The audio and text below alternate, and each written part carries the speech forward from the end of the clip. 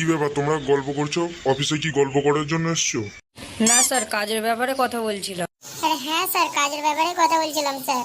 না, মিথ্যা কথা বলছো। আমি তো শুনলাম গল্প করছো তোমরা। না স্যার, সত্যি আমরা কাজের ব্যাপারে কথা বলছিলাম। সত্যি স্যার, সত্যি। ঠিক আছে, মন দিয়ে কাজ করবে। আমি একটা ফাইল পাঠাচ্ছি, সন্ধ্যে 7টার মধ্যে রেডি চাই। ওকে স্যার, ঠিক আছে। ঠিক আছে, আমি আসছি। একটু পরে স্টাফকে দিয়ে ফাইলটা পাঠিয়ে দেবো, রেডি করে রাখবে সন্ধ্যে 7টার মধ্যে। ঠিক আছে স্যার। এই স্যারটাকে নিয়েও পারি না, সারাদিন কাজ দিচ্ছে তাও বলছে কাজ করে রাখতে। কি ভাই এরা, কে ভাই এদেরকে কে দায়িত্ব রাখে এইসব, কে ভাই? এত কাজ দেওয়ার পরেও বলছে এখনো কাজ বাকি আছে।